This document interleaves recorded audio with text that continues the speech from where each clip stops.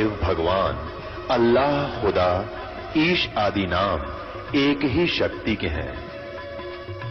वो कैसा है, कहां है, कैसे मिलता है, किसने देखा है?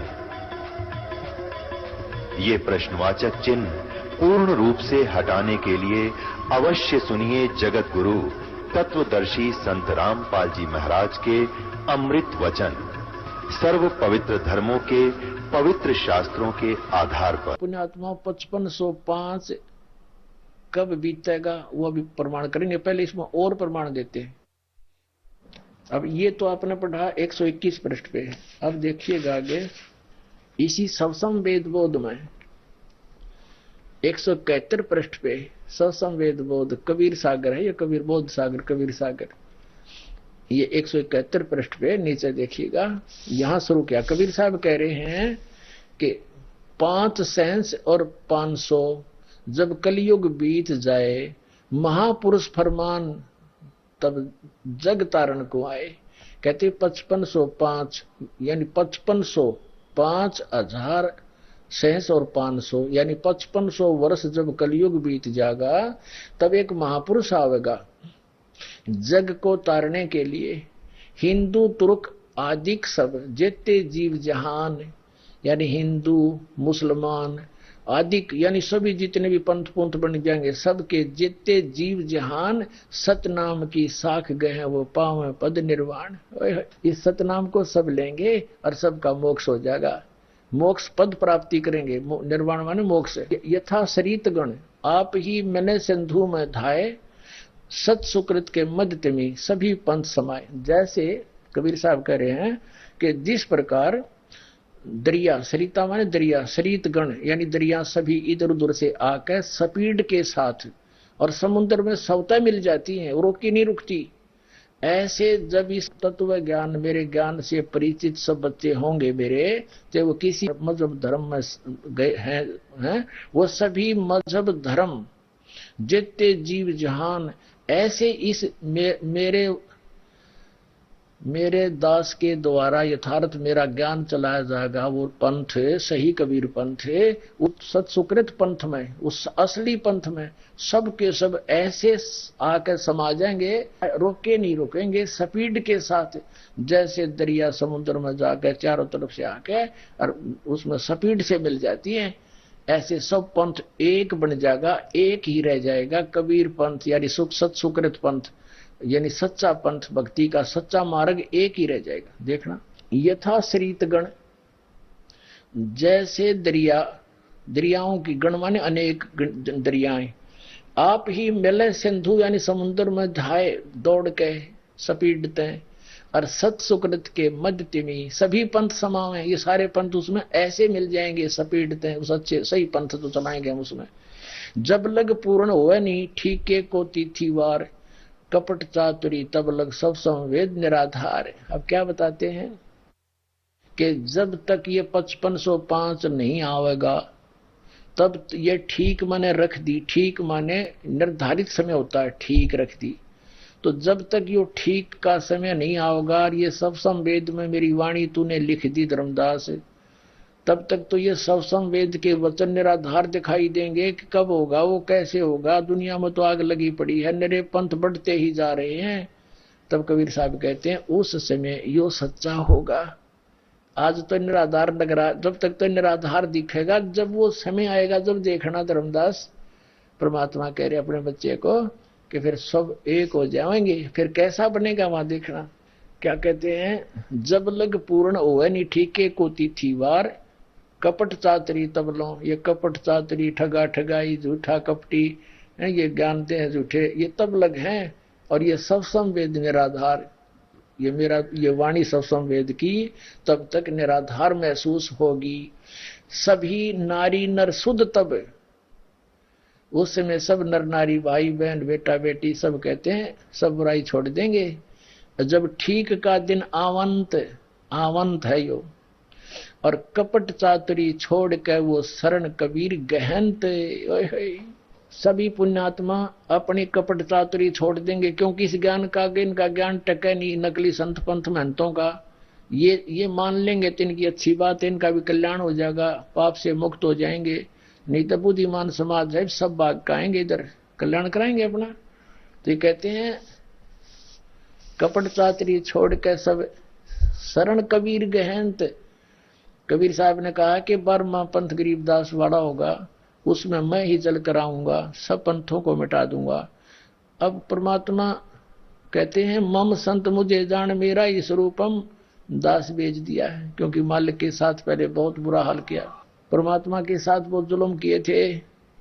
हो सकता है परमात्मा ने इस दास की अर्ज स्वीकार कर ली हो कि दाता हमें आप संभाल लोगे, हमारे ऊपर आपत्ति आऊंगी तो। क्योंकि जहां पर पिता का अनादर होता हो और बेटे के जाने से वो काम चलता हो, तो बेटा कभी लायक पुत्र होगा, पिता को बेइज्जत होने के लिए वहां नहीं जाने देता। तो हो सकता है ऐसा कुछ हुआ हो। तो सुनो फिर क्या बताते हैं, सब ही नर नार शुद्ध तब ठीक का दिन आवंत, और कपट चातरी छोड़ के शरण कबीर गहनत। एक अनेक हो गए सभी नाना पंथों में मजहबों में धर्मों में बट गए, और पुनः अनेक हो एक, ये सब एक हो जाएंगे फिर सारे। हंस चले सतलोक सब सतनाम की टेक, सब सतनाम लेकर के सतलोक जाएंगे। घर घर बोध विचार हो दुर्मति दूर बहाए, कलयुग में एक होए सोई बरते सहज सुभाए। ओह, अब कबीर साहब जी क्या कहते हैं, घर घर बोध विचार हो मेरे इस ज्ञान का, घर घर में विचार चलेगा और सबकी दुर्मति दूर हो जाएगी। जो माया की दौड़ लगी हुई है घर घर में, सास की और बहू की लड़ाई, बहू की और ननंद की लड़ाई, सास ससुर की आपस में, पति पत्नियां के झगड़े, भाई भाई का बहन भाई का आपस में, एक माया के कारण। फिर हमें पता चल जाएगा कि हमें ये कष्ट क्यों हो रहे हैं।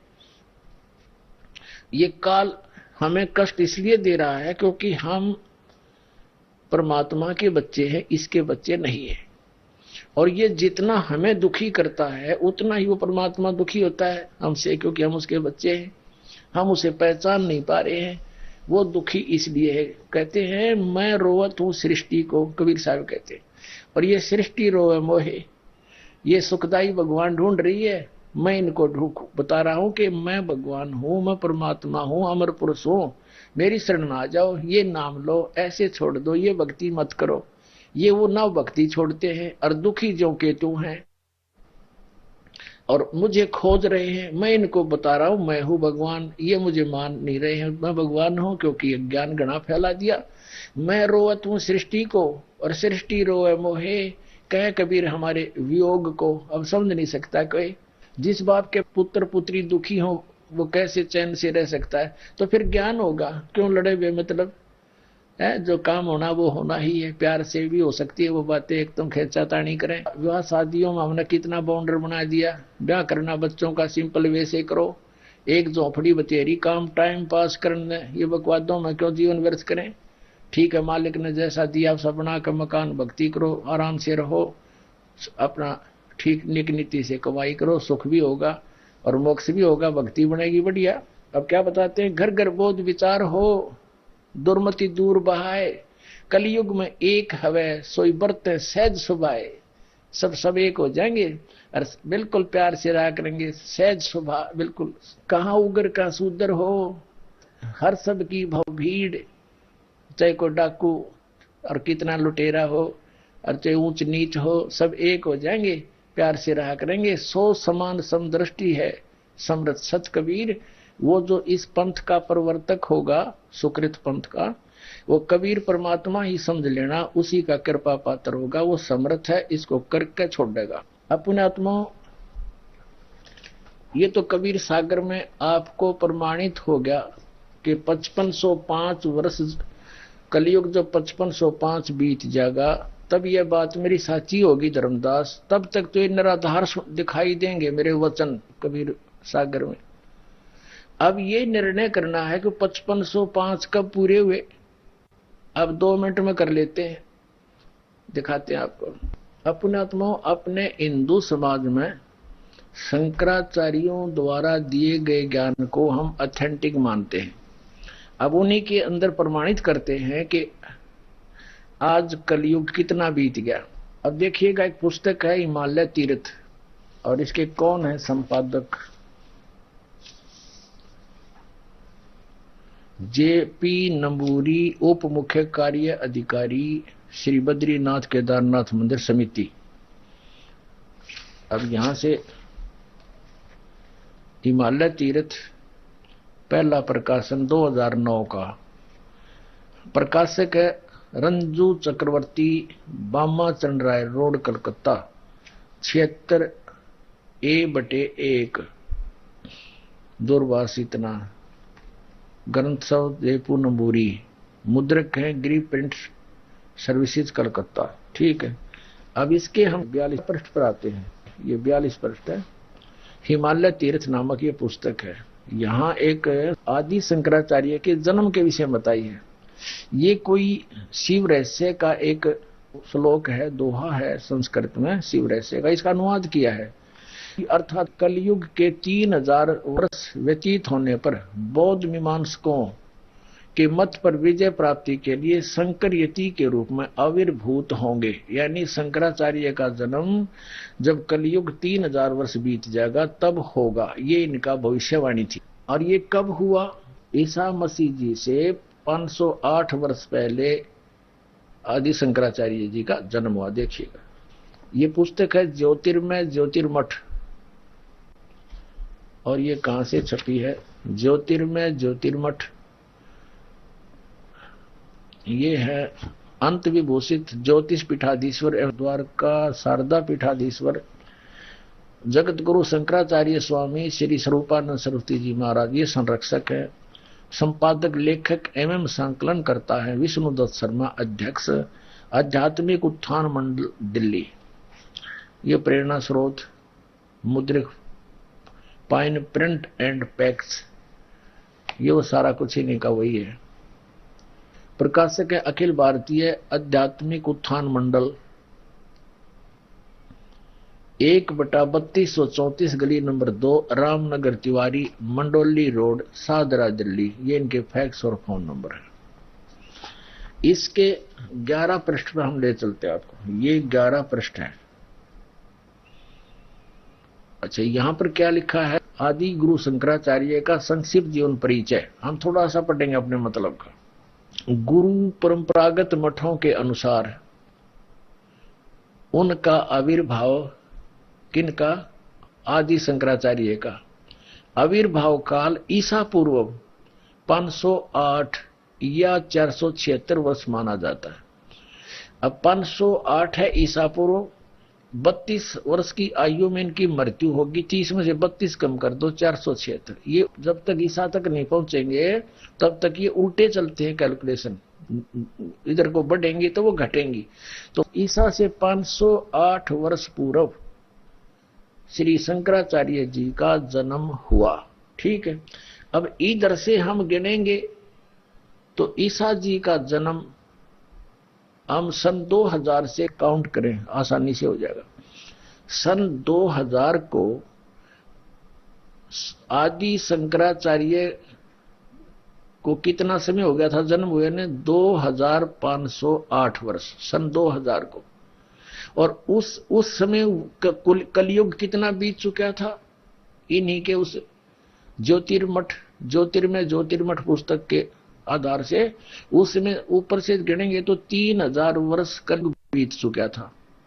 और जब उनका जन्म हुआ तो अब से गिने तो उस समय तक उस समय को जब 3000 वर्ष कलयुग बीत गया था, सन 2000 से गिने तो 2508 वर्ष वो जोड़ दें उसमें, तो 2000 सन 2000 को योग कलयुग कितना बीत गया था? 5508 वर्ष। अब हम 5505 खोजेंगे, वो कद पूरा हुआ। अब 5505 कलयुग कब पूरा होता है? तो सन 2000 को, तो 5508 बीत गया कलयुग। अब 3 पीछे चले जाओ, 1997 में 5505 वर्ष कलयुग बीत चुका था, यानी 5505 आ गया में सोच लो कलयुग। तो अब वो 5505 1997 का फिर क्या रहस्य है? परमात्मा इस दास को फाल्गुन सुदी एकम सन 1997 मार्च में इस दास को कबीर परमात्मा मिले थे। उन्होंने कहा था कि बेटा अब वो समय आ गया है, डिस्क्लोज कर दे इस पूरे प्रोसेस को। बोलो सतगुरुदेव।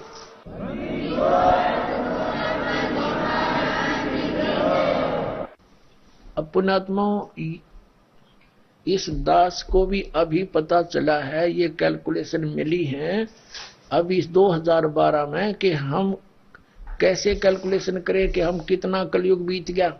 इससे पहले दास को भी नहीं पता था कलयुग कितना बीत गया। कोई 5300 वर्ष पहले कहा करते थे कि 5300 वर्ष बीत गए जब गीता लिखी थी, कोई 5500 वर्ष कहा करता था। तो 5500 वर्ष पहले गीता और वेदों का लेखन कार्य किया था श्री वेद व्यास जी ने कलयुग की स्टार्ट में। द्वापर के अंत में कलयुग स्टार्ट हो चुका था, तब उसने ये लिखी थी वेद और ये पुराण।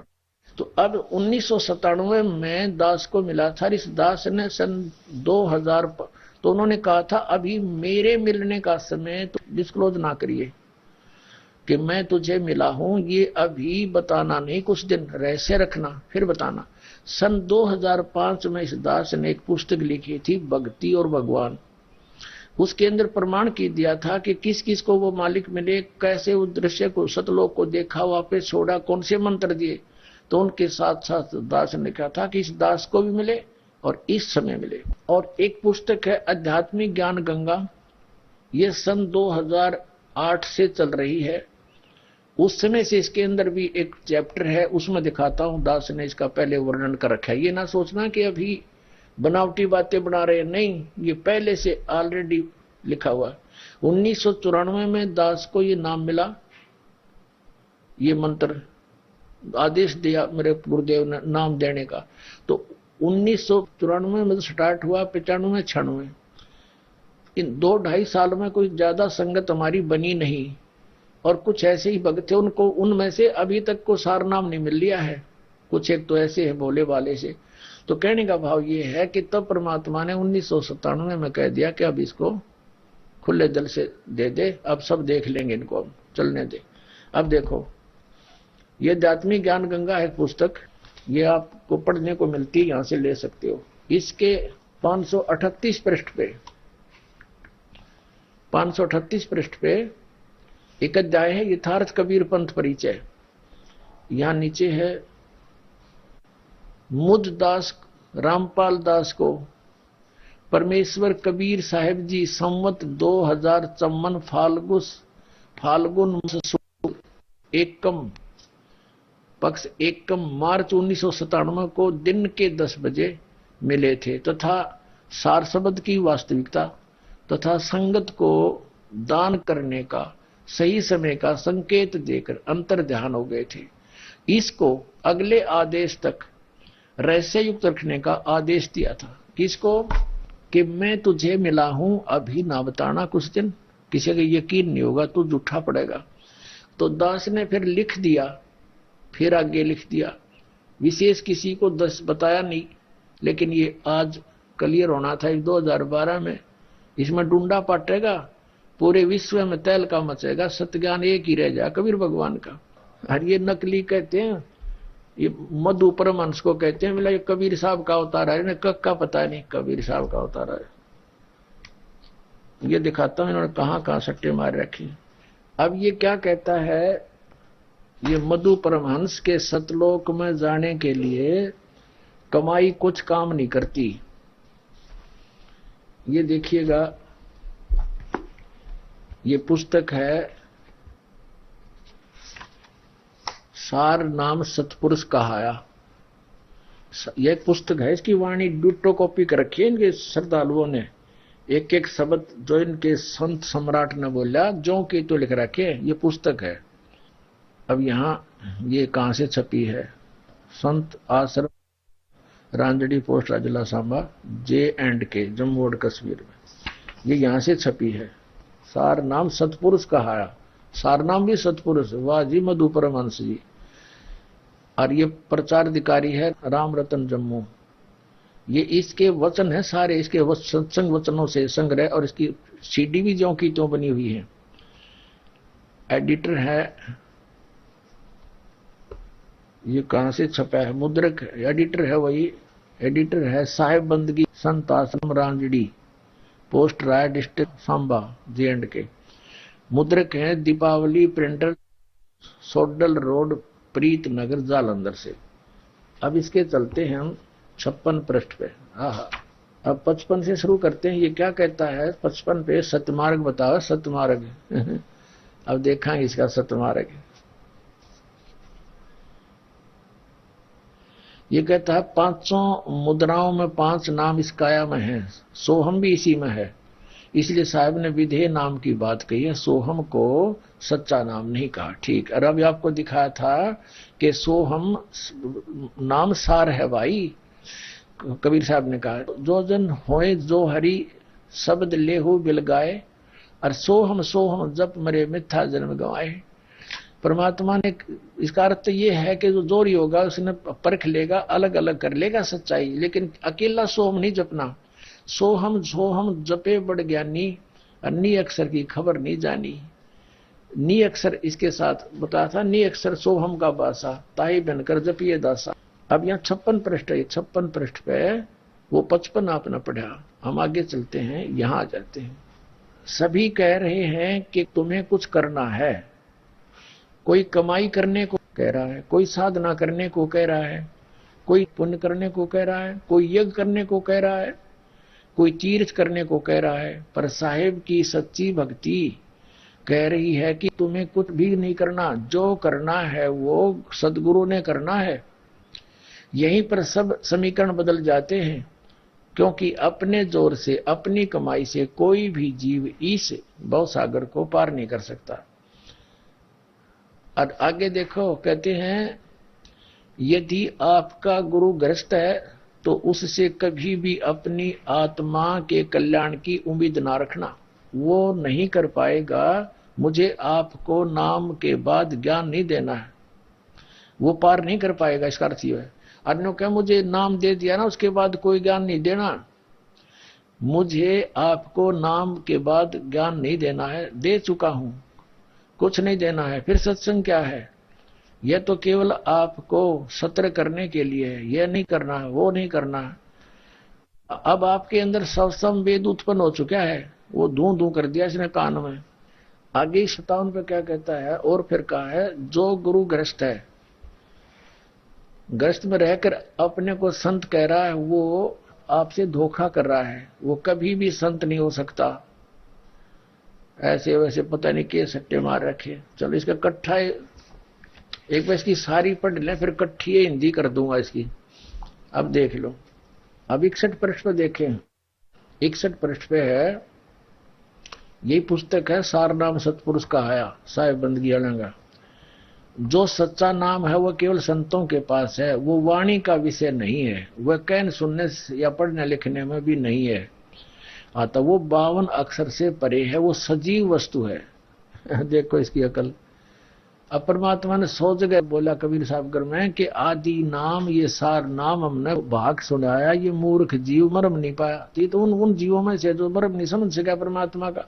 ये 52 अक्षर क्यों बोले? वाणी का विषय वैसे ही कह देते। 52 अक्षर का अर्थ है जो वेदों, पुराणों और उपनिषदों में, गीता में इस परमात्मा के यथार्थ नाम का कोई जिक्र नहीं है। वो इनसे बाहर कबीर साहब ने स्वयं आकर अपनी वाणी में बोला है। कहते हैं सोहम शब्द हम जग में लाए, सार शब्द हमने गुप्त छिपाए। सोहम शब्द है ही नहीं किसी इन 52 अक्षर यानी संस्कृत देवनागरी लिपिबद्ध जितने भी ग्रंथ हैं पहले कबीर साहब से पहले के, अर्थ इसका ये है। इसने डालिया फिर धू धू कर दिया, हाँ बस यू पार कर देगा, ना लिखा जाता ना पढ़ा जाता। फिर तन्ने कहां से मिला धू धू? तो कैसे समझाए धू धू को? ये दिखाता है धू धू। अब ये क्या कहता है कि संत सदगुरु परम तत्व को लाकर शिष्य के अंदर भीतर छोड़ देते हैं, यही नाम कहलाता है। सतपुरुष से लेकर आते हैं। इस नाम के बिना कोई भी जीव संसार से पार नहीं हो सकता। यही नाम अर्थात स्वयं परमात्मा जीव को इस संसार सागर से परे अमर देश में ले जाता है। अब देखो चाला पाट दिया इसने। पहली बार जब साहेब धरती पर आए कलयुग में 100 साल रहकर चले गए, पर एक भी जीव को नहीं ले जा सके। कबीर साहब के बारे में कह रहा है ये। परम पुरुष ने पूछा कि कोई भी जीव नहीं लाए? तो कबीर साहब ने कहा नहीं। परम पुरुष ने पूछा क्यों? कबीर साहब ने कहा कि जिसे सुबह समझाता हूं शाम को भुला देता है, जिसे शाम को समझाता हूं सुबह भुला देता है। तब परम पुरुष ने कहा कि यह लो गुप्त वस्तु नाम, जिस घट में यह वस्तु दे दोगे उस पर काल का जोर नहीं चलेगा। इस तरह नाम रूप में सदगुरु स्वयं मालिक साथ में कर देते हैं, जिसके कारण जीव को स्वयं कमाई की कोई जरूरत नहीं रहती। वो स्वयं ही शरीर छूटने के बाद अनल पक्षी की तरह अपने घर की तरफ चल पड़ता है। अब पुण्यात्माओं देख इसकी अकल, देख इस भले पुरुष की। आप डूब रहा नो कहे 200 आश्रम बना रहा हूं और वो डबो दिए बबूल का बीज बो के। अब परमात्मा को तो न्यू कह है, यो लगभग 100 साल कबीर साहब रह कर चले गए, कोई जीव पार नहीं हुआ। जब परमात्मा के पास गए उनने पूछा कि कोई भी जीव नहीं आया तेरे साथ? तो कबीर साहब ने कहा कि क्या करूं, अब सुबह समझाता हूं शाम में भूल जाते हैं। तो कहते सतपुरुष ने फिर न्यू कहा कि लो ये शब्द जिसको दे दोगे वो पार हो जाएगा।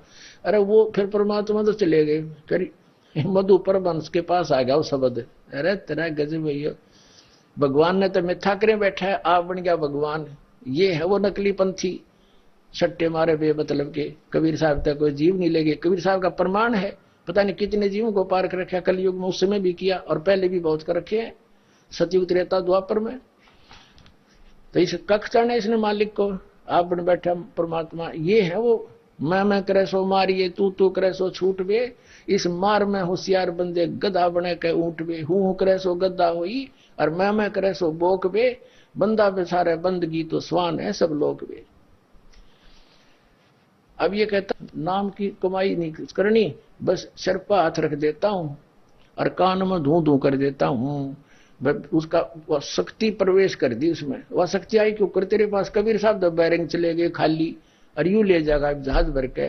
तेरा गजब भैया, कितना मूर्ख बना रखा है भोली आत्माओं को 4 अक्षर अटपट करके।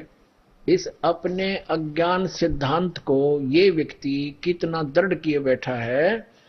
अब क्या बताता है देखना 80 पृष्ठ पे, यही पुस्तक है ये, सार नाम सतपुरुष कहाया मेरा लक्ष्य है। ये क्या बताता है 79 पृष्ठ पर ये कहता है कि ये क्या कहता है कि परम संतों का राम चौथा राम है, राम चौथा है जो निरालंब है।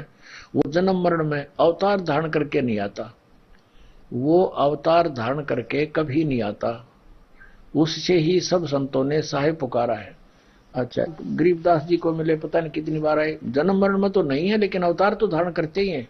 अब 80 में क्या बताया कि जो आपको कह रहा है कुछ कमाई कर, समझना चाहिए कि वो संत नहीं है, संत वेश में कोई पाखंडी है। अब देखियो पाखंडी कौन से धोएगा, जिसे यथार्थ ज्ञान कुछ भी नहीं है, केवल किताबों को पढ़कर सुना रहा है। संत तो सक्षम होता है पर वो असक्षम है। संत तो आंखों देखी वाली बात करता है, वो किताबों वाली बात कर रहा है। संत यथार्थ में अमरलोक से होकर आते हैं। उसने कभी अमरलोक सपने में नहीं देखा है। यदि सपने में भी देखा होता तो जान जाता कि अपनी ताकत से नहीं देखा, कोई दिखा गया। यह पक्की बात है, सपने में भी अमरलोक नहीं देखा जा सकता। वो आपका बहुत बड़ा बैरी है क्योंकि आपको धोखे में रखे हुए है। इस बात को अपने दिल में गहराई से उतार लेना कि वो आपका सर्वनाश करने पर तुला है। वो कह रहा है कि कुछ कमाई कर, कुछ साधना कर, तभी कुछ होगा, क्योंकि उस पाखंडी को पता नहीं हो संत मत में सिर पे हाथ रख कर नाम दिया जाता है। और कोई कहता है कि हमें गुरुजी ने माइक पर नाम दिया, कोई कहता है कि टीवी पर नाम दिया। नहीं नहीं, नाम ऐसे नहीं दिया जाता। एक ने मुझसे भी पूछा कि आपको 1000 आदमियों को एक साथ नाम देना पड़ेगा तो क्या तब भी ऐसे ही शीश पर हाथ रख कर देंगे। मैंने कहा यदि 1 लाख आदमियों को नाम देना पड़ा तो भी ऐसे ही दूंगा, क्योंकि नाम दान देते समय यही विधि है। और सो ऐसी विधि से दिया जाता है, यही सिस्टम है, फलाना है। और तो कहते हैं सिस्टम है नाम का, क्योंकि वो किरणें शिष्य को प्रदान करनी है। जो यू क्रिया करता उसने फाइनल मान रहा है। पहले जिसका नाम देखो, दू दू कान में हूँ कर दिया, फिर सतनाम सतगुरु। और नो कह है कि जो माइक पर नाम देते हैं, टीवी पर नाम देते हैं, वो सफल नहीं होते। मतलब सर पर हाथ रखकर किरण अंदर पे डालता हूं, किरण तेरे में कोई ना डाला किसमें तू। अर्नो बता भगवान इतना कमजोर मान लिया आध्यात्मिक सिस्टम इस अज्ञानी ने। अरे एक रिमोट, मैन मेड रिमोट, यहां से बैठा 100 फुट पर जाकर काम कर देता है। और क्या संत का आशीर्वाद पूरे विश्व में काम कर सकता है? ये मारा सट्टे आप अपने अज्ञान विधान को सेट करने के लिए भोली आत्माओं को मूर्ख बनाए बैठे, अपना जीवन नष्ट करे और उनको भी बर्बाद करने लग रहे हैं। और यूं बतावा है कि सतलोक में कुछ नहीं है, प्रकाश ही प्रकाश, चेतन ही चेतन है। आत्मा उसमें जाकर ऐसे चली जाती है, मोक्ष होकर बिंदु सी डॉट टाइप घूमती है मछली की तरह उसमें। देखा कल इसकी अनुगम, वो सतलोक होकर आया हूं। सतगुरु तो सतलोक होकर आते हैं, वो किताब नहीं पढ़ते। और देख कबीर सागर यू लिए बैठा, ये दिखाता हूं इसी। क्योंकि ये पाखंडी औरों को जो कहता है ना, वो उतना ही पाखंडी होता है। वो क्या करें, चोरा न चोरे दीक्षा करें, एक कहावत है। ये देखो कबीर सागर लिए बैठा है ये देखिएगा, ये कबीर सागर खुद पढ़ रहा है, औरों को कह रहा है कि वो पोथी पढ़ कर बतावत रहते हैं। इन पोथी भी ना समझ में इसका। ये देखो, ये निरंकार मन नामक एक पुस्तक है इसकी, निरंकार मन। और ये यहाँ देखो कबीर सागर को पढ़ रहा है, इसमें से पढ़कर सुना रहा है। ये इनका छापा है, मेरा अपना छापा नहीं मैंने, ये पुस्तक के जिल्द पर। और ये देख भक्ति का चोर, औरों को चोर बतावर, देखा आप क्या है ये कबीर सागर लिए बैठा है। और देखो ये दिखाऊंगा इसके, ये गुरु अमृत की खान की जिल्द पर एक तो कबीर सागर रखा है, और ये 2 रख रहा है अपने पास। अन्यों के सतगुरु तो सतलोक देख कर आ रहा है, यू खाक देख कर सतलोक में। अब दिखाते हैं सतलोक में ये लिख रहा है क्या क्या वहां पर वस्तु है कबीर साहब की वाणी को। इसके साथ क्या बनी, इस भले पुरुष के साथ कैसा हुआ, इसके अनुयायियों ने सोचा कि वो बड़ा पहुंचे हुए हैं, सतलोक देख कर आ रहे हैं। तो इन्होंने जो भी वचन बोले रिकॉर्ड कर लिए, वीडियो बना ली, टीवी पर भी चल रहा है ये। इन्होंने उसकी ज्यों की त्यों पुस्तक बना दी। ये लगभग ये देखो, ये भगवान है कितना डंगा भर रखा है ये दास ने भी 1 महीना लग गया इसके इस पाखंड को पकड़ने में। देख नरी पुस्तक है भगवान, देख गिनती नहीं हो इतनी। और सब अडंगा भर रखा, अडंगा कति गोबर, एक भी कख भी सच्चाई नहीं इसकी। अन्यों का जो वस्तु मेरे पास है ना, वो ब्रह्मांड में नहीं, वो तो है धुआं तेरे तो है कि दुनिया का नाश करने का, काल के मुंह में डालने वाली वस्तु है इसके पास, वह किसी के पास होनी भी नहीं चाहिए। अब देखो ये कहता वहां केवल प्रकाश ही प्रकाश है। इसने अनुराग सागर की वाणी में अपना परमात्मा की वाणी को अनुवाद किया। देखना ये कैसा होकर है, वहां पर सतलोक में पता लग जाएगा। ये इनका वो है अनुराग सागर की वाणी, एक पुस्तक है। इसने कोई सत्संग किया था, ये उसके सत्संग है सारा इनका, ये वही इनके प्रचार प्रतारक हैं, ये वहीं से छपी है। अब इसके देखो 23-24 पृष्ठ पे इसने कबीर परमात्मा की वाणी को साहिब ने धर्मदास से कहा कि मैं तुमको आदि उत्पत्ति का रहस्य कहता हूं जिसको कोई नहीं जानता।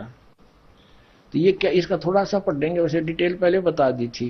ये 23 पृष्ठ पे है, 23 पृष्ठ पे ये अनुराग सागर की वाणी पुस्तक के इसके वचन हैं। साहिब कह रहे हैं कि आरंभ में परम पुरुष गुप्त थे, उनका न कोई साथी था न संगी था। उसमें उनकी मौज हुई और उन्होंने अंश उत्पन्न किए। सबसे पहले उन्होंने एक शब्द पुकारा, अद्भुत सफेद प्रकाश उत्पन्न हुआ और स्वयं उस प्रकाश में समा गए। वो वो ही अमर लोक कहलाया। फिर उनकी इच्छा हुई, उन्होंने अनेक दीप की रचना की। वास्तव में रहस्य छिपा गया, मैं बताता हूं। अब वो लगा इसका खूब अच्छी तरह डिटेल बताना। अब वैसे बता देता हूं, पहले भी आपको दिखा दिया। ये कह रहा है कि वहां कुछ नहीं है, ये कह रहा है कि वहां सतलोक में कुछ नहीं है, वहां केवल अमरलोक भी पहले परमात्मा ने एक शब्द उच्चारा, ये कह रहा है। ये झूठ बोल रहा है वैसे तो। श्रीमद उपरमंश कह रहा है कि सृष्टि रचना को डिफाइन कर रहा है परमात्मा की वाणी को ना समझ के अज्ञानता से, कि सबसे पहले अमर पुरुष ने, सतपुरुष ने एक शब्द उच्चारा, प्रकाश हो गया, अनंत प्रकाश हो गया। फिर उसमें परमात्मा खुद समा गए, वो फिर जीवित हो गया, और फिर उसने उस प्रकाश को ऐसे उछाला ऊपर। तो उसने ऊपर उछाला तो उसकी बूंद सी बनकर नीचे आ गई, तो वो जीव बन गए। वो प्रकाश के पुंज में ऐसे घूमने लगे जैसे मछली समुद्र में। दैट साल, वही सार शब्द है, वही सार नाम है, वही अमर पुरुष है, और वही अमरलोक है, वही विधेय शब्द है। वो सारा सांग राधा स्वामी वाला ही जो का तो सिद्धांत बनाया।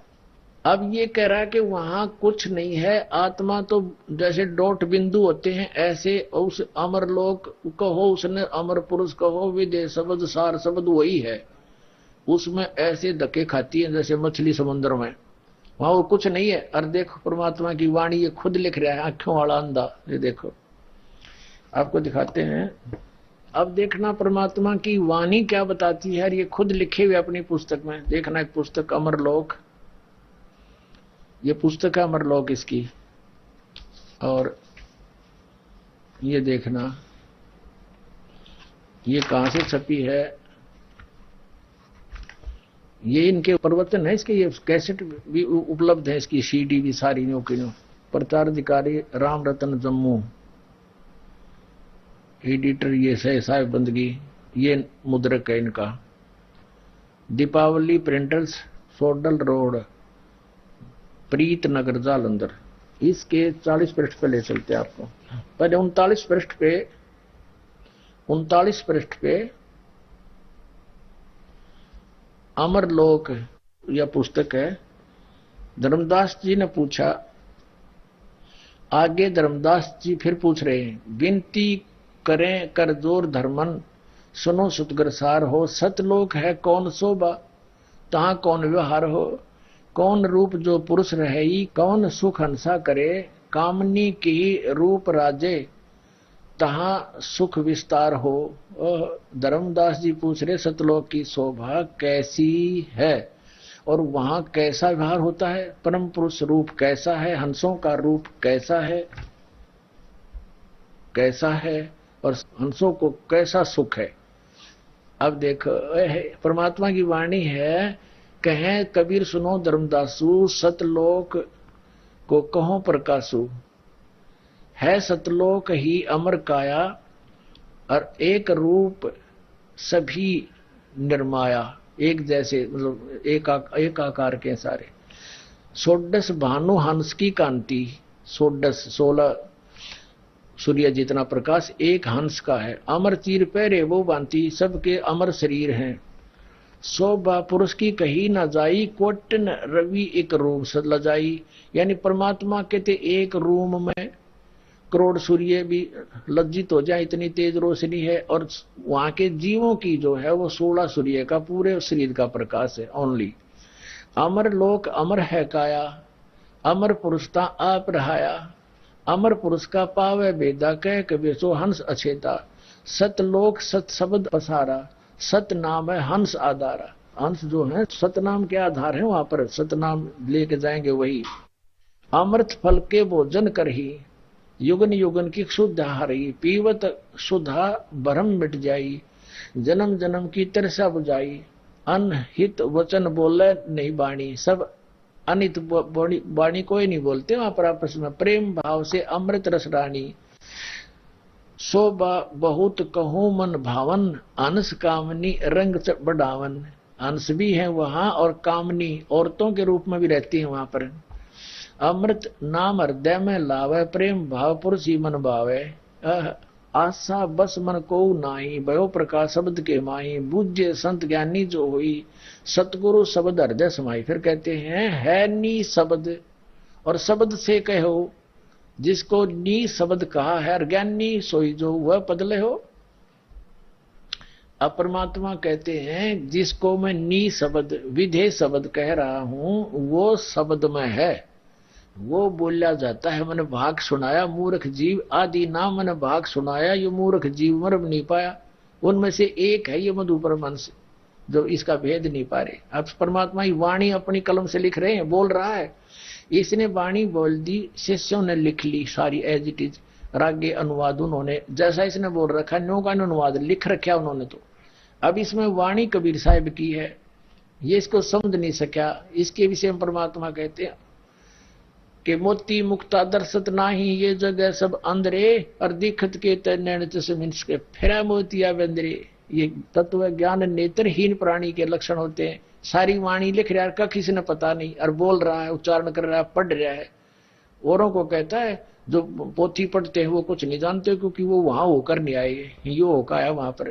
तेरा देखियो हम पढ़ रहे हैं 40 पृष्ठ पे अमरलोक पुस्तक है, इससे की साहिब बदगी वाले की, और मधु परमहंस के प्रवचन है ये। मधु परमहंस के अपना ये वाणी तो परमात्मा की है, ये समझ नहीं सका। है नी शब्द, और शब्द से कहो ज्ञानी सोए सो ये पद ले।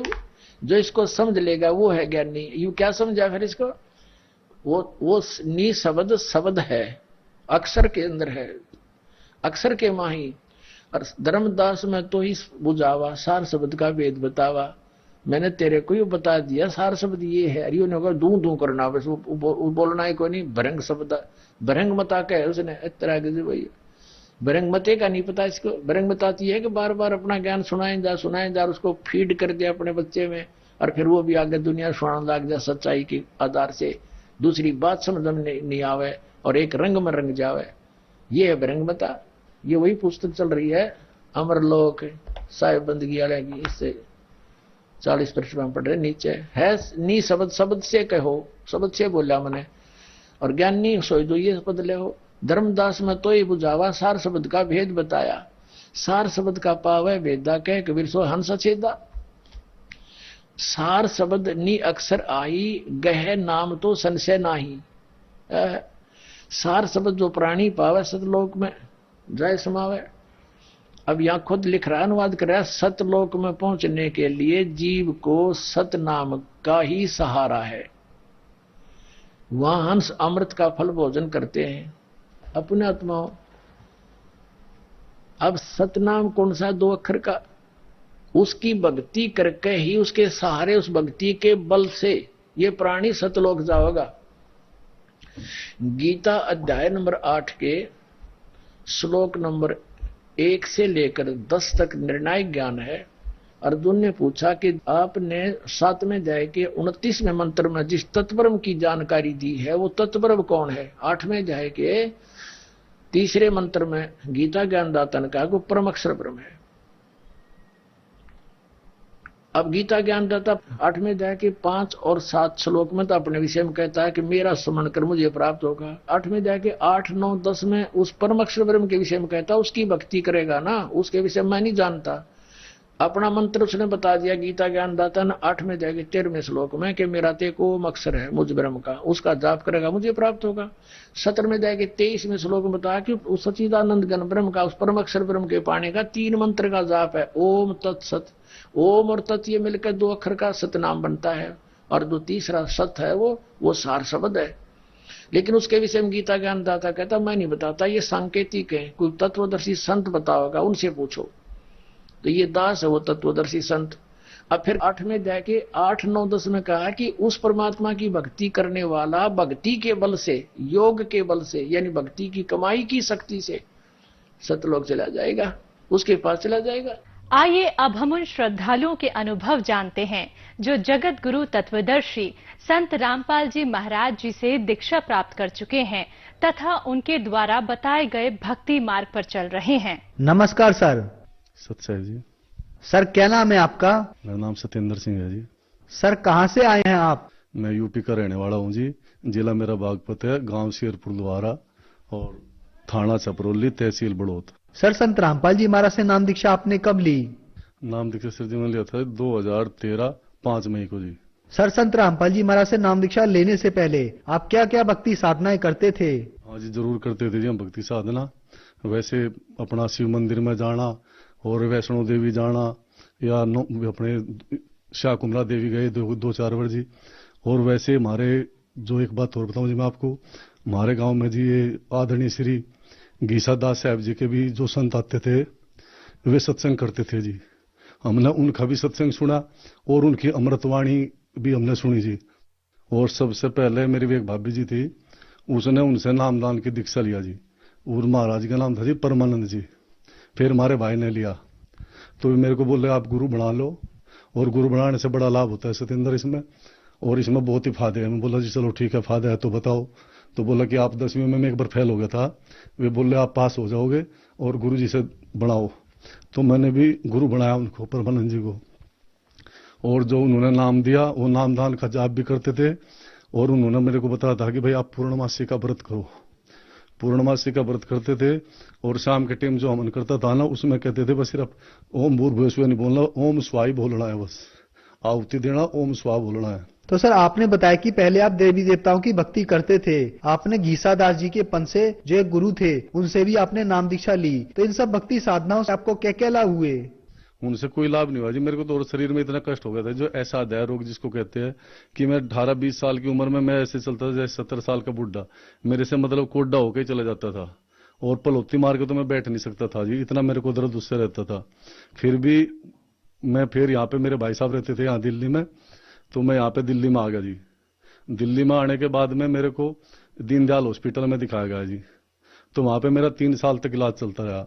लास्ट में एक सरदार जी नाम तो मुझे बोला, डॉक्टर साहब थे जी, उन्होंने बोला कि भाई ये आपके कमर का रोग ठीक नहीं होगा और आपको इतने जियोगे, इतने 2 पेन किलर तो आपको खानी पड़ेगी, एक सुबह एक शाम को, काम चलाने के लिए, और वजन का काम तो आप कभी भी अपने जीवन में नहीं कर सकते, ऐसा उन्होंने बोला। बोल ठीक है। तो मैं चलो भाई कोई बात नहीं। फिर यहाँ से आने के बाद में सोचा भाई ऐसे भाई के पास में मैं कब तक खाना खाता रहूंगा। तो मैं जी सर्विस पे लग गया, सिक्योरिटी में, एसडीएस सिक्योरिटी में मैं लगा। और उसमें लगने के बाद में मैं फिर मेरा ईएसआई कार्ड बन गया जी। ईएसआई कार्ड में मैंने ईएसआई में फिर इलाज करा जी। 3-4 साल तक वहाँ ईएसआई में हॉस्पिटल में बसे धारापुर मेरा इलाज चलता रहा। उन्होंने अपना जो भी सिकाई विकाई जितना भी करना था करते रहे, जाता था। तो उन्होंने लास्ट में मेरे को बोला, डॉक्टर साहब ने बोला आपके भाई ऐसा रोग है ये, क्योंकि आपकी रीढ़ की हड्डी में ना थोड़ा सा बड़ आ गया है और इस बड़ की वजह से सिद्धि नहीं हो सकती और ऑपरेशन इसका हम कर नहीं सकते, तो आपको पेन किलर तो खाना ही पड़ेगा हल में, और वजन का कोई भी काम आपको नहीं करना है, ऐसा डॉक्टर साहब ने बोला। मैं बोला चलो भाई ठीक है।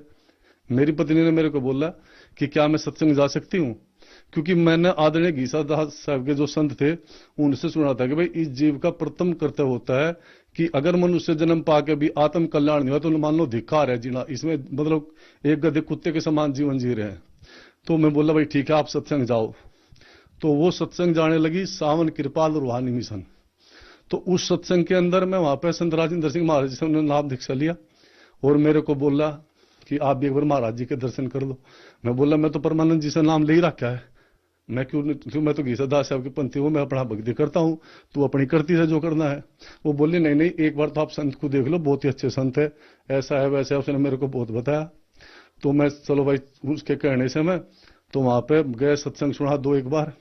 वैसे तो मेरी समझ में आता नहीं था सत्संग, परंतु फिर भी उसने कहा कि ऐसे बात नहीं बनेगी, आप ना सत्संग तो सुन ही रहे हो परंतु इनका नामदान की दीक्षा लो जी बात बनेगी। मैं बोला भाई नामदान की दीक्षा तो चलो मैं ले लूंगा कोई बात नहीं। तो फिर एक हमारे घर पे ही एक पार्टी है उनके मिशन के, वीर सिंह जी, पालम गांव के रहने वाले। तो वीर सिंह जी ने मेरे को बोला कि आप ना सत्येंद्र जी नाम लीजिए संत राजेंद्र सिंह महाराज से, ये सावन कृपाल रूहानी मिशन के जो आजकल नाम दे रहे, और ये न मान के चलो कि हमारा बहुत ही अच्छा पंथ है, जब आप इनसे राजेंद्र सिंह महाराज जी से नाम ले लोगे ना, गुरु बना लोगे, तो आपको सब लाभ अपने आप होता चले जाएगा। तो मैं चलो कोई बात नहीं, उनके कहने से भी, और 1-2 हमारे गली में और भी थे उनके सत्संगी, उनके कहने से गए, नामदान की दीक्षा लिया, परंतु कोई भी लाभ मेरे को उस दर्द के अंदर, उस पीड़ा के अंदर कोई राहत नहीं मिली मेरे को। और मैं ऐसे ही अपना बस गोली खाता रहता था, चलो चलता रहता था। सर, आपने बताया कि आपने सावन कृपालु मिशन के संत राजेंद्र सिंह जी से नाम दीक्षा ली, तो संत राजेंद्र सिंह जी ने आपको क्या नाम दीक्षा दी? क्या आप हमारे श्रद्धालु को बता सकते हैं? हाँ जी, वे नाम देते थे सर जी, पहले घट के अंदर अंधियारा रहता है, कुछ जोत जला लेना चाहिए, ऐसे बोल के उन्होंने बोला कि भाई ज्योत निरंजन निरंकार ओंकार सोहम सतनाम ये मंत्र जप करो। और ऐसे सुबह में बैठ के तो मतलब दोनों कान बंद करके आंख बंद करके और ये अंगड़ी ऐसे माथे पे लगा के तो धुन सुना करो, क्योंकि जब धुन सुनोगे आपको ऐसे धीरे धीरे अभ्यास हो जाएगा और ये आत्मा अंड से ब्रह्मांड में ऐसे करके चली जाएगी ऊपर। तो मैंने वो भी साधना 1-1.5 घंटा बैठ के करके देखा, उससे ना मैं कोई लाभ ना कुछ, धुन धन तो कुछ ऐसा ही पता नहीं, वो बाहर का खड़का होता था या अंदर का, उसमें कुछ नहीं रहा बैठता था जी। तो सर, आपने जो संत राजेंद्र सिंह जी से नाम दीक्षा ली, 5 नाम आपने बताए कि आपको ज्योति निरंजन ओमकार निरंकार सतनाम सोहम, ये 5 नाम राजेंद्र सिंह जी ने दिए। तो ये भक्ति साधना आपने कितने साल तक की? ये मैंने जी 10 साल के आसपास करी जी। तो सर, आपने बताया कि संत राजेंद्र सिंह जी से जो आपने नाम दीक्षा ली वो लगभग आपने 10 साल तक की। 1.5 घंटा आपने उनके द्वारा बताया गया नाम स्मरण किया, लेकिन जो आपको परेशानी थी रीढ़ की हड्डी में दर्द, वो आपके 7 साल चल रहा था, वो ठीक नहीं हुआ। तो फिर आप संत रामपाल जी महाराज की शरण में कैसे आए? मैं संत रामपाल जी महाराज की शरण में ऐसे आया जी, तो एक पंडित जी थे जी, वो अपना डेली उसी रोड से जाते थे जहां मेरी ड्यूटी थी जी। तो वो एक दिन सुबह सुबह ये ज्ञान गंगा पुस्तक लेकर आ रहे थे। उन्होंने मेरे को बोला कि भाई जी, आपने मेरे को बहुत पुस्तक दिया है और आप ये एक पुस्तक मैं लाया हूं आपके लिए, आप इसको पढ़िएगा। मेरे को वो पुस्तक दिया और मेरे पास टाइम काफी था कि कंपनी बंद थी, तो मैंने उसमें पढ़ा। बहुत सी में बोले तो सारे काम उल्टा हो रहा है, भक्ति मार्ग कुछ हो रहा है और ये सतगुरु रामपाल जी महाराज तो लिख रहे हैं इसके अंदर साफ साफ, भाई गीता जी में ये प्रमाण है, गीता जी में वो प्रमाण है, ये सारे दिखा रहे हैं। और फिर मेरे घर पे गीता जी रखी थी और मैंने उसमें भी आके मिला तो बोला भी तो बिल्कुल सही है, और ये हमें दे क्या रहे हैं, ये तो कुछ बेकार ही काढ़ा हो रहा है, इसलिए तो लाभ नहीं हो रहा कि जब हमें सही मंत्र ही नहीं मिले तो लाभ कैसे होगा। तो ऐसा मेरे मन में आया। तो वो फिर 3-4 दिन के बाद में कि 1 हफ्ते के बाद में फिर आए मेरे पास में, बोला भगत जी पुस्तक कैसे लगा भाई जी आपको? मैं बोला जी पुस्तक तो अच्छी है, पर मेरे को ये बताओ पुस्तक आपको दिया किसने? क्योंकि अगर हम इस संत के चरण कमलों में जाना चाहे, इनसे नामदान की दीक्षा लेना चाहे तो हम इनसे दीक्षा कैसे ले सकते हैं? तो उन्होंने बोला एक कार्ड मेरे को दिया, बोला ये लो कार्ड। वो कार्ड था अजय दास जी का। तो मेरी ड्यूटी 2/17 में थी और अजय दास जो थे परमात्मा से, जो सतगुरु रामपाल जी महाराज से पहले जुड़े हुए थे, वे 2/10 ING वेश्या बैंक में मैनेजर रैंक पे काम करते थे। तो बोला भैया 2/10 में आप वहां जाकर उनसे मिल लो। तो मैं कंपनी में ताला लगा के परमात्मा के ऊपर सब चीज छोड़कर, मालिक जो हो जाएगा, मैं आप जा रहा हूं। तो उनके पास मैं गया, ING वेश्या बैंक में दूसरी मंजिल पर उनका ऑफिस था। तो उनसे मैं मिला तो वे बोले भाई ये है बरवाड़ा में हिसार में। बोला साहब जी मैं तो कभी देखा नहीं बरवाड़ा, ना हम कभी गए इधर की तरफ, तो आप कैसे मेरे को रूट बताओ। वो बोला नहीं ऐसा करो, आपको जब टेम हो, जब मैं आपको अपने साथ लेकर चलूंगा, बोलो कल चलो परसों चलो, जब आपकी इच्छा करे। मैं बोला ठीक है जी, फिर हम संडे को चलेंगे। तो उसके बाद में फिर मैंने 2013 5 मई को सतगुरु रामपाल जी महाराज जी से नाम दीक्षा ली और जब से परमात्मा के चरण कमलों में जो मालिक ने नाम बताए उनका मंत्र जाप कर रहे हैं, भक्ति करते हैं जब से। तो सर आपने बताया कि आपने 2013 में संत रामपाल जी से नाम दीक्षा ली, तो क्या संत रामपाल जी से नाम दीक्षा लेने के बाद आपको लाभ प्राप्त हुए? हाँ जी, मेरे को लाभ प्राप्त हुआ जी। हम जैसे ही गाड़ी में जाते बैठे तो भगत जी आपस में चर्चा करते, भाई भगत जी जो आपको मतलब दिक्कत होना भाई जी, आप ना सतगुरु रामपाल जी महाराज जी को सामने दर्शन देंगे जी, बोल देना कि मेरे को यह दिक्कत है। तो वे परमात्मा आए हुए हैं फिलहाल इस काल के लोक में, और जो भी आप कहोगे आपकी तुरंत सुनवाई होगी। तो हमने पहले नाम लिया सतगुरु रामपाल जी महाराज जी से। उसके बाद में जब हम दर्शनों के लिए गए अंदर में, तो वहां पर सब लाइन में खड़े थे। तो जी गुरु जी आए सतगुरु रामपाल जी महाराज जी, तो मेरे सिर पर हाथ रख के भी थोड़े से आगे चले गए। मैंने फिर कहा मालिक ये दाता, दास पर दया करो, परमात्मा मेरी कमर में बहुत ज्यादा दर्द रहता है, मालिक बख्शो किसी तरह। तो सतगुरु रामपाल जी महाराज फिर 5 कदम हटके पीछे आए और मेरे सिर पे हाथ रखा और बोला बेटा जा, परमात्मा दया करेंगे, आज के बाद में तेरे कमर में दर्द ना रहने का। वो दिन सो आज है भगत जी, मेरे तो कभी कमर में दर्द हुआ नहीं, ना ही मैं गोली खाता हूं।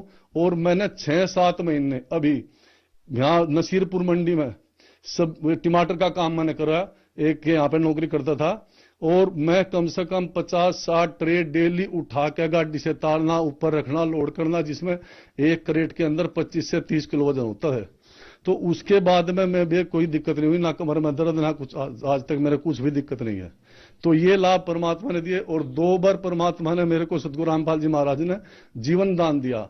एक बार मेरे को, मैं L&T, ये अपना शिवाजी मार्ग पे है कंपनी L&T, तो उसके अंदर मैं मतलब बैठा था, वो वहां पर ना मतलब पंखा तो नहीं था उस रूम में, और उसमें ना एक एग्जॉस्ट फैन लगा रखा था ऊपर 24 इंच का बड़ा, तो उसी चला के सब बैठते थे, सुबह में भी चाहे दोपहर में। तो मेरी ड्यूटी जैसे लगी तो मैं भी उसके नीचे स्टूल रखा और एग्जॉस्ट फैन जैसे चलाया, तो एग्जॉस्ट फैन चल रहा है, और जैसे ही मैं बैठते ही वो एग्जॉस्ट फैन ऊपर से पड़ा, कटाक देसी के ऊपर से पड़ते ही मेरे थोड़ा सा हल्का सा बाल पे लगा, थोड़ा सा कंधे पे, और जिस स्टूल पे वो लगा ना, उस स्टूल पे 1 इंची वो फट्टा काट दिया उसने। तो मेरे को परमात्मा ने, मैं सोचा अगर आज मालिक के चरण कमलों में ना होता तो मेरा आज मृत्यु निश्चित थी, क्योंकि इसमें कोई दाय नहीं कि परमात्मा ने इतना बचाया। भाई सिर पर लगा, कंधे पर लगा, और फिर बगल स्टूल रखा जिसमें 1 इंची लकड़ में धस गया, तो शरीर का क्या हाल कर देता है। तो मैंने वहां से भी बताया उनको, भाई ऐसे ऐसे बात होगा। वे बोले चलो कोई बात नहीं भगत जी, हम इतना आपके लिए ना पंखा लगवा देते हैं। चलो कोई बात नहीं, लगवाओ तो कोई बात नहीं। और ऐसे ही फिर वहीं L&T में एक जिन्ना था, नीचे बेसमेंट से आके ऊपर आते थे। उस जिन्ने में 14-15 पैड़ी थी कि बेसमेंट से ऊपर आना था उसमें। तो मैं सुबह सुबह ताला खोला, और ताला खोलने के बाद पता नहीं कैसे मैं एकदम से पलट गया नीचे। मेरे थोड़ी सी यहाँ पे चोट लगी, हल्की सी, ये यहाँ पे अब भी निशान है इसका। वैसे तो मैं टांका इसमें नहीं लगवाया, और इसमें मालिक की कृपा से, नहीं तो नाड़ टूट जाती 15 पैड़ी पे से, या कोई पढ़ के देख लो। तो वहां भी मालिक ने मेरी जान बख्शी, परमात्मा ने मेरे एक बारी मतलब, मालिक आपके चरण कमल में होते मैं ऐसे कैसे ढापड़ा, बस ऐसे ही दया करी परमात्मा ने, बंदी छोड़ सतगुरु रामपाल जी महाराज ने। तो मेरे को जब से अब तक कोई परमात्मा की कृपा से, सतगुरुदेव जी की कृपा से कोई दुख ना है, मालिक की कृपा से ठीक चल रहा।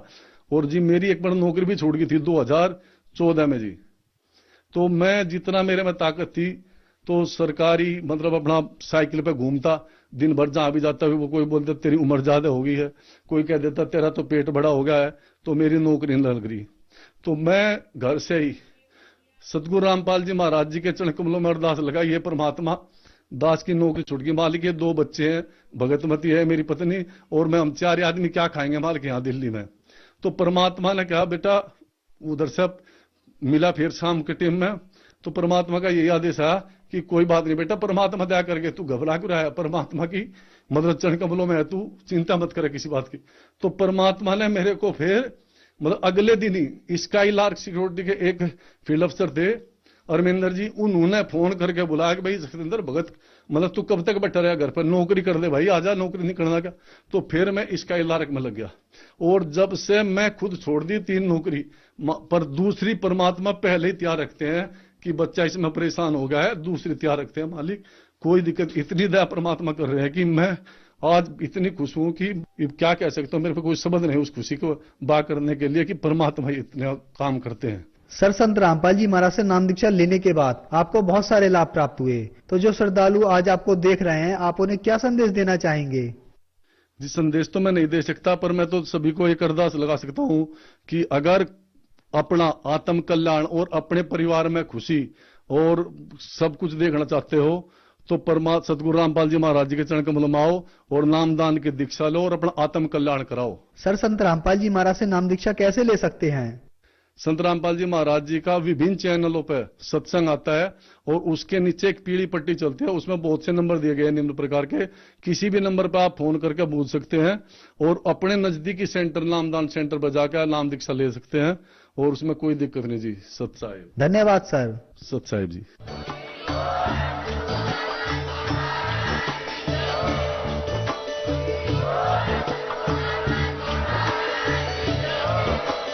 आप सुन रहे थे जगत गुरु तत्वदर्शी संत रामपाल जी महाराज जी के मंगल प्रवचन। अधिक जानकारी के लिए विजिट कीजिए हमारी वेबसाइट www.jagatgururampalji.org।